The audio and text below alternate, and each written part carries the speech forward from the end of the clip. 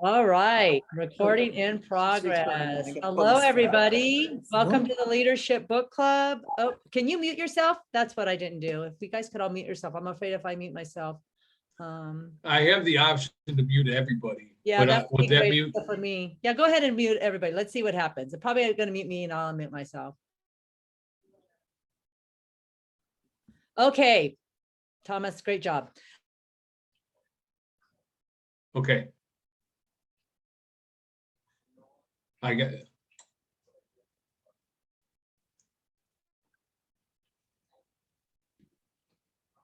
Michelle, you're muted. And he's muting me. Don't mute me anymore, Thomas. When you guys come in, go ahead and just go ahead and mute yourself. We're on chapter 5. Money is water.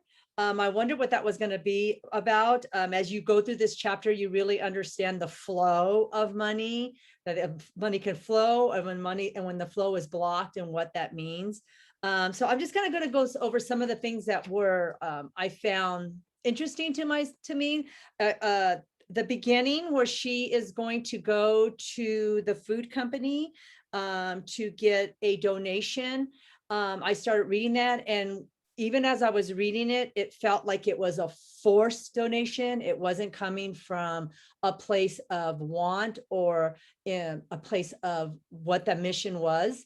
And so I think that the author felt that it really was going against her core values. It just didn't feel right. Even as I was reading it, it didn't feel right inside of me. I was like, I don't know if I would want to go somewhere where they're being forced to do something because of what somebody, a decision that had been made before in the company.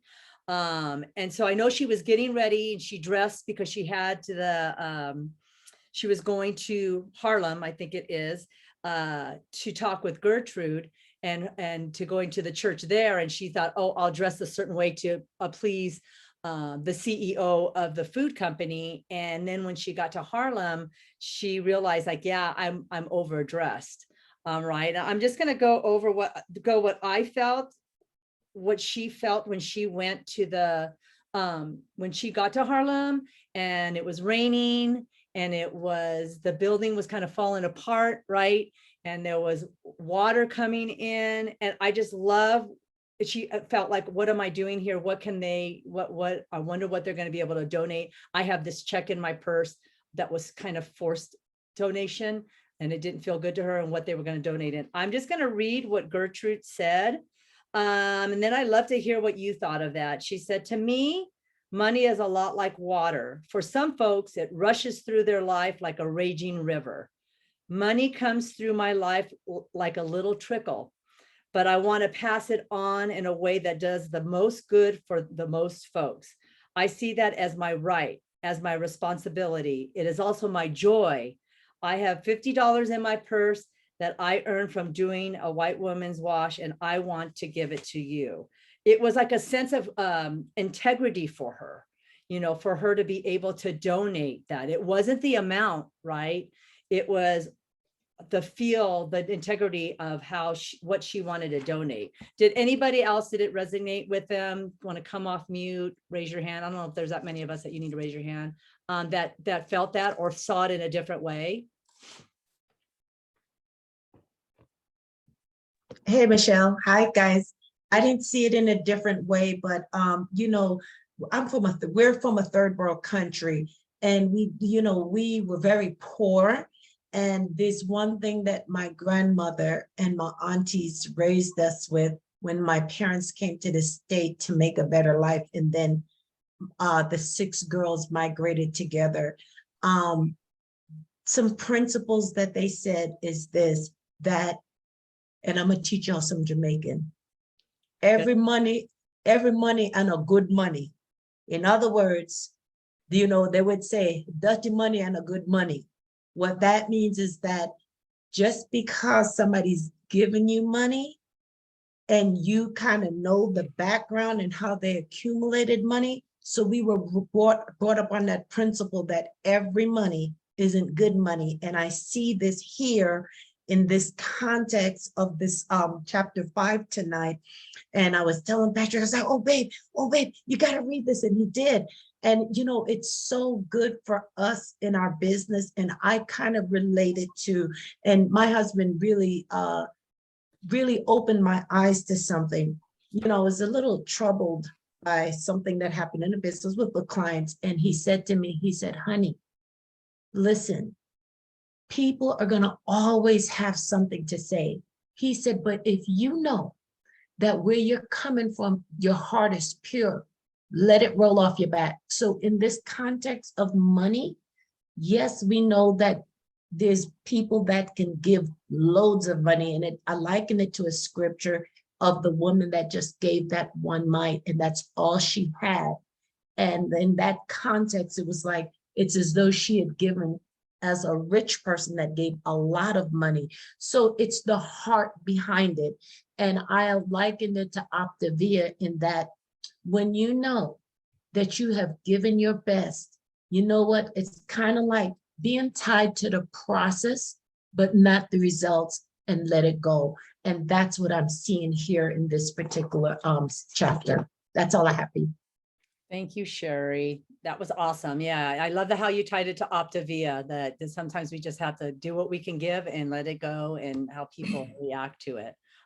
Is that you, Ann? You want to speak? Or Yeah. When I was reading it, I was reading what she was thinking when she was getting the large check from the food company.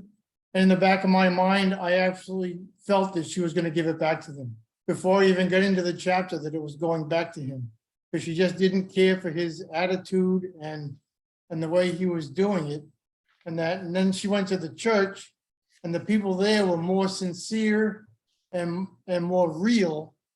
And it just felt like their money was coming from their hearts, you know. And it's like we do. We try to teach people that we want to be there for you, keep them in our hearts, and keep them moving along and into their journey and being healthy.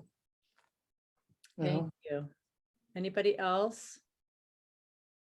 I can't see hands. And with that, I'm going to kind of skip to the back, exactly what you just said, because it was his unfinished business, right? When he gave it to her at the beginning, it was almost like a forced, and then he had retired and he had all this money, and he did it from his heart, right? And one of the things that I read about that I have it highlighted is like, no matter how much or how little money you have flowing through your life, when you direct that flow with soulful purpose, you feel wealthy. You feel vibrant and alive when you use your money in a way that represents you, not just a response to the market economy, but also as an expression of who you are when you let your money move to things you care about. Your life lights up. That's really what money is about. That's what money is for. That hit me because the next section that I was in the book that I read was about the allocations and accumulations. I was raised to accumulate. You know, I don't remember in my family that my dad donated or gave a lot of giving. Maybe at our church, yes, but you know, we accumulated. And then I thought a bit of where I am in my Optavia business and how good I feel and how blessed I am now that I can use. I take some of my money when we've had several, at least 3 people in my community that are fighting cancer right now. When one of the young girls just passed away, she was only 2 years older than my daughter. And every time I would read something, I was just like, my heart just, I got to give. This young lady has 4 kids, the youngest 3. I have to give. I give to my cousin. It warms my heart. Where before Optavia, I would feel like, do I have it? Should I? I don't think that anymore. I just like, I have it. It's there. What am I holding it for? I don't need to accumulate it. I need to allot it. Kind of like what Jamil tells us when I've heard him speak before, the percentage to give to each. You know, I never thought I would be where I am in my life right now and be doing that. And so it was nice to read about what it's like to have that money flow through me and do it and have it, you know, have that wealth, soulful wealth. How about anybody else? Did anybody have any comments on that, or did it hit them like that too? Does it make you feel like that too? Yes, Patrick, go ahead. Yes, so funny that you should talk about that, because what I have underlined here is how on page 103, where he talks about the condition of scarcity, about how money shows up to us, right? It shows up in how much the amount of money that we have, right? And we look at money as something that we collect, or we hoard, or we hold on to, or we stockpile. And you know, I mean, how much billions of dollars more can you have? I was just thinking about that. I mean, even if you have $10 billion, you know, those guys are still trying to compile more money. And I'm not knocking the fact that they've accumulated it, and I'm not knocking anybody that's rich. I'm just saying that how much is enough, right? But he says we measure our self-worth, and that part right there kind of hit me in my gut, right? You know, I'm valuing me based on how much money I have, and the only it's always more is better, right? The more money I have, the better off I am. And I was like, really? And I look at it like, you know, the more I hold on to, the less I have. Because if I allow money to flow through my hand, then God will be able to trust me with more. So it's not so much how much I could hold on to, but how much money can God trust me to flow through me, you know? And I think if we allow our mindset to allow us to be a conduit, you know, where money flows through us, then we will have more than enough. Thank you. That's- Thank you. Anybody else? Did I see you, Brian? Patrick, that's spot on, man. That's exactly what she's trying to get across. That's what all these chapters are about. That's why last week I kind of made the comment, and I apologize if I offended anybody, about how we can argue about who grew up poorer and all that stuff, because I have, I'm not gonna say we, I have a tendency, anytime money's brought up, even if I'm comfortable talking about money, I still have a tendency to kind of qualify the conversation by saying money's not important to me, which is a lie. Money's important to all of us. It's not the most important thing to me. It's not an idol for me. It's not something I worship, but it's important to me. It makes the world go round, right? And what Patrick was just talking about, and what she's talking about in this, is giving. And you're like, you don't think about it. You give. That's out of abundance. And that's not out of abundance of dollars. That's out of abundance of spirit. That's where the same thing she was talking about, scarcity. Scarcity is not, to go back to last week, it's not 2 steps above poverty or 1 step below excess. You know, scarcity, it's a mindset. So is abundance, having that abundance mindset. And I think the underlying point, the part of the story that I loved between the CEO, and the ending is great because he got it. He got the message. It took him a little bit longer than Gertrude, but he finally got the message, is that it's not about the dollar amount. It's about the heart, the place that it's coming from, right? That's what's more important. You know, a lot of Bible references on all of our calls, you know, and I love the parable of the 2 talents. You guys know what a parable is, right? It's an earthly story with a heavenly meaning. But there's also the parable about the 10 talents. The only thing in the Bible that's talked about more than sex is money. So it's important.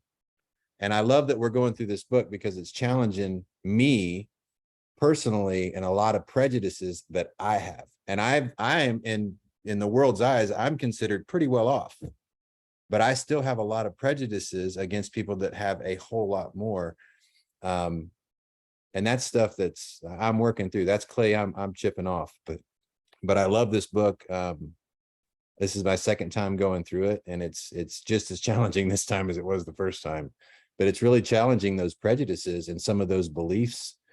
And so I guess I'll stop talking, but I just want to encourage you guys that when that feeling, that icky feeling that this book will give you, everybody got that icky feeling from this book? When you get that icky feeling, don't pull back from that, lean into that and challenge why you feel that way. Is it real? Is that story you're telling yourself the truth? Or is it maybe the opposite? All right. And you got that icky feeling because that was given to you by somebody else. So stand up, stand on your own feet, make up your own mind. Thank you, Brian. Should we just end there? No, you did great. Thank you. Anybody else?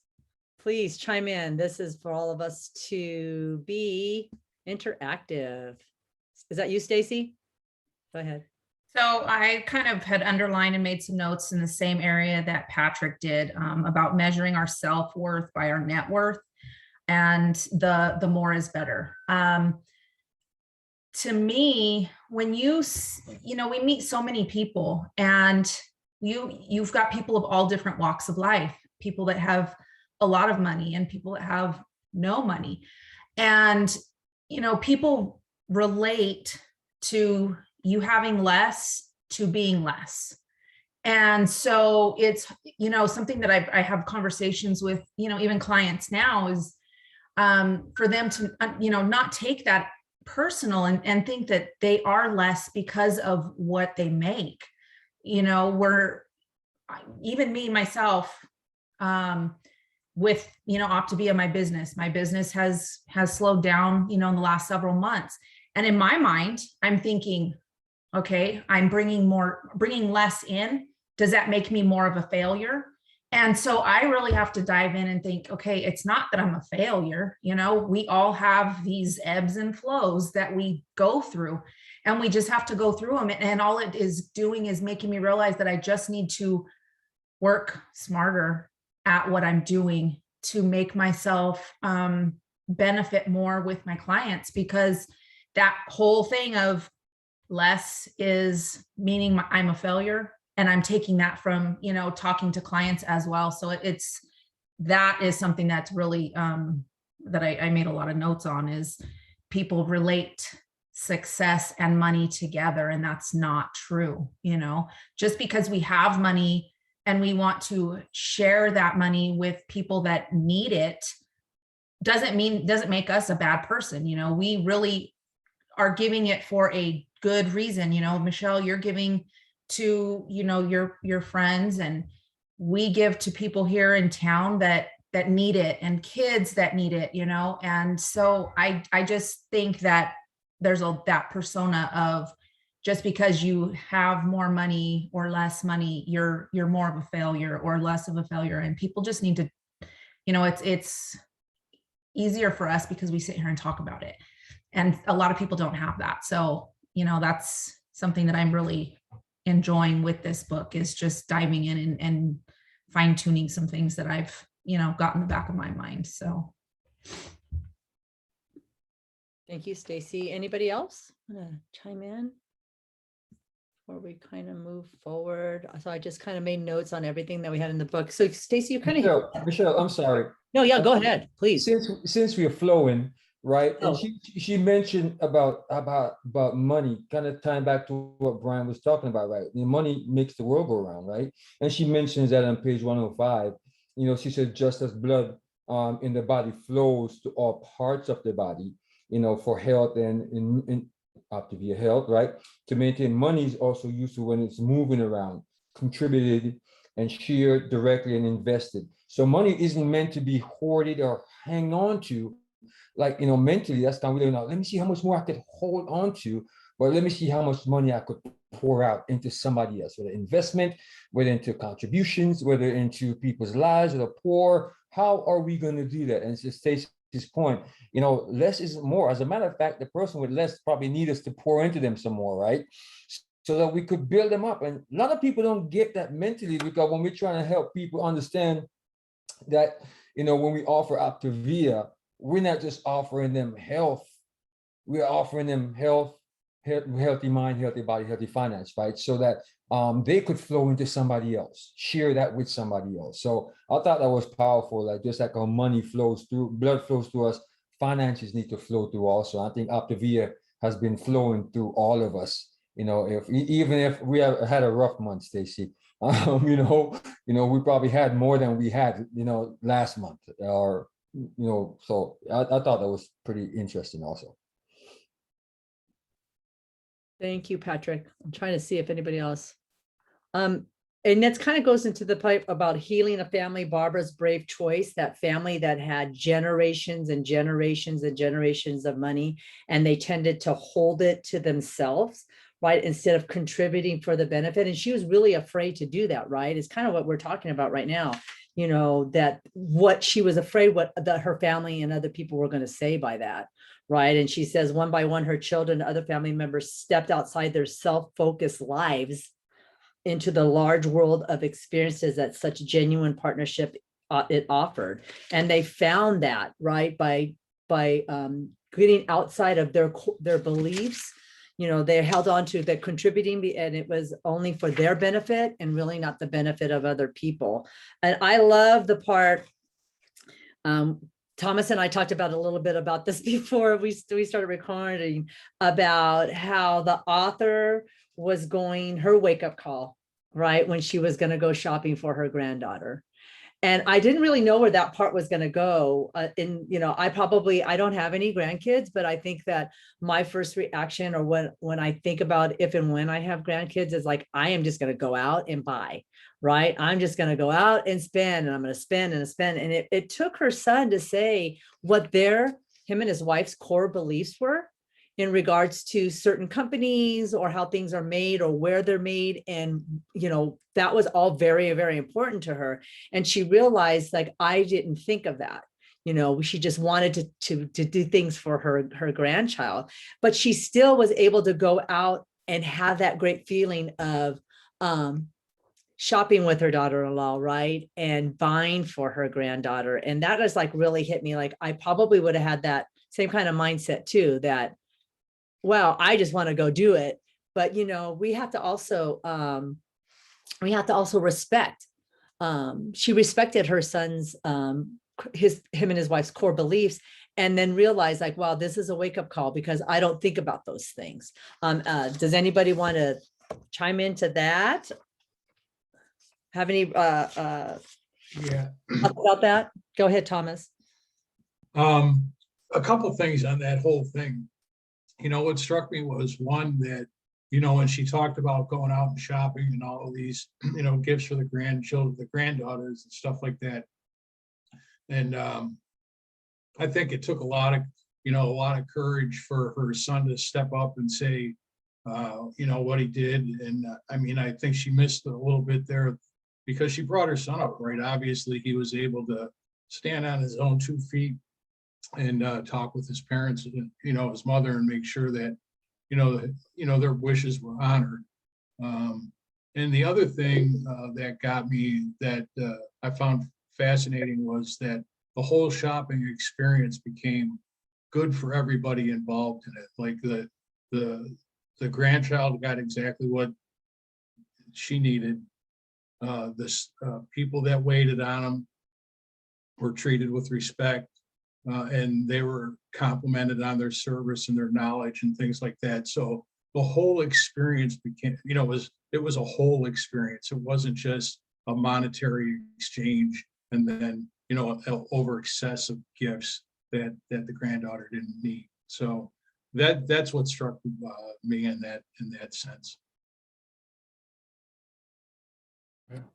Thank you. Somebody else want to speak? I'm trying to look. I did. Okay, Yeah. go ahead. Thank you.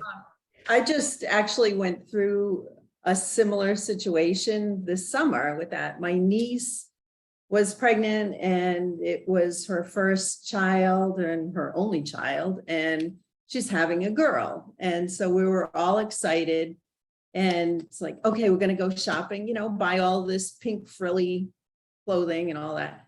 Well, no, she sends messages to her mother. I want sage green and terracotta and beige colors, and I only want certain diapers, a certain brand of diapers, certain brand of wipes, and it all had to be sustainable. And the same thing with the clothing, you know, she wanted certain brands from certain stores, and that was it. And it's like, this took all the fun out of it, you know, and it made it, well, you could buy it online, but that's no fun. You know, I wanted to go shopping. So actually, some of it we found at Target and went there. And then if they didn't have that brand, I was looking at the t-shirts, they didn't have her size or whatever. And so it's like, well, what is it about this? You know, and then I figured out it was this particular type of fabric or whatever that was in it. And I found something similar. So it's like, all right, well, I'm gonna have to get that. But this never occurred to me, like reading it this way and interpreting it this way. And it's like, I was just thinking, she's just being difficult and making it not fun. But what I really liked about it was that it just gave me a whole different perspective. It's like, okay, yeah, well, maybe, maybe that's what they're trying to do, and, not be difficult. Thank you. Looks like we're coming close to time unless anybody wants to share. I was just going to read the last paragraph. I don't think I see anybody's hands, or you can just pop off mute. I mean, the last paragraph really sums it up. She says, no matter how much or how little money you have flowing through your life, when you direct that flow with soulful purpose, you feel wealthy. You feel vibrant and alive when you use your money in a way that represents you, not just as a response to the market economy, but also as an expression of who you are. When you let your money move to things you care about, your life lights up. That's really what money is for. I just thought that was great. I mean, it just like brought a lot of things into life for my own life and for what we do as Optavians, and where we can flow our money. So I think that's it, unless anybody has anything to say or add. Thank you guys so much. You made this super easy for me to be in leadership. It was nice because as I said to Thomas, like these books are sometimes a little hard for me to read. And I like what you said, Brian, you read it again. And that's really helpful. So I hope everybody has a great evening, and I'll see everybody on Health and Hope, right? Saturday at 8:30. Thanks, everybody.